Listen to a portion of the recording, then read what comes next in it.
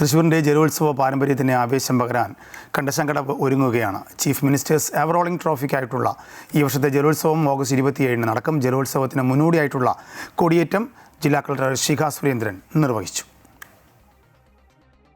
അരനൂറ്റാണ്ടിലേറെ പഴക്കമുള്ള കണ്ടശങ്കടവ് വള്ളംകളിക്ക് ഇത്തവണയും ആവേശം ഒട്ടും കുറയില്ല. ചീഫ് മിനിസ്റ്റേഴ്സ് എവറോളിംഗ് ട്രോഫിക്കായുള്ള ജലോത്സവം രണ്ടോണ നാളായ ഓഗസ്റ്റ് 27 കനോലിക്കായലിൽ അരങ്ങേറുന്നത്. ചുണ്ടൻ വള്ളം, ചുരുളൻ വള്ളം, ഇരുട്ടുകുത്തി എന്നിങ്ങനെ 3 വിഭാഗങ്ങളിലാണ് മത്സരം. ചുണ്ടൻ വള്ളങ്ങളുടെ മത്സരത്തിനായി കുട്ടനാട്ടിൽ നിന്നുള്ള തുഴച്ചിൽക്കാരാണ് എത്തുന്നത്. അതേസമയം ചുരുളൻ വള്ളത്തിലും ഇരുട്ടുകുത്തിയിലും പ്രാദേശിക ക്ലബ്ബുകളിലെ തുഴച്ചിൽക്കാരാണ് മാറ്റുരയ്ക്കുക.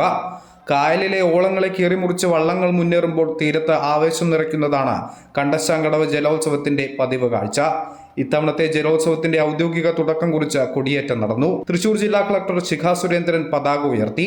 അരനൂറ്റാണ്ടിലേറെക്കാലമായി തുടരുന്ന ഈ വള്ളംകളി തൃശൂരിലെ പ്രധാനപ്പെട്ട ജലവിനോദങ്ങളിൽ ഒന്നാണ്. തൃശൂരിനെ സംബന്ധിച്ച് വളരെ പ്രധാനപ്പെട്ട ഒരു ഇവന്റാണ് കണ്ടശങ്കടവ് വള്ളംകളി. ലോകത്തിൽ തന്നെ പറയുമ്പോൾ ഏറ്റവും ഗ്രീനസ്റ്റ് ആൻഡ് ലോങ്സ്റ്റ് റേസ് ട്രാക്കും ഏറ്റവും അധികം ആളുകൾ പങ്കെടുക്കുന്ന ഒരു സ്പോർട്സ് ഐറ്റം കൂടിയാണ് വള്ളംകളി എന്ന് പറയുന്നത്.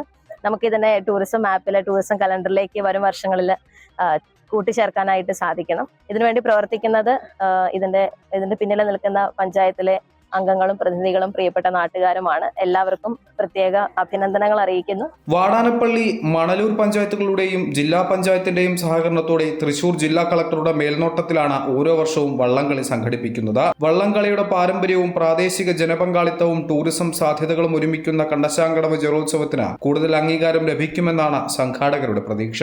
അമൃത ന്യൂസ്, തൃശൂർ.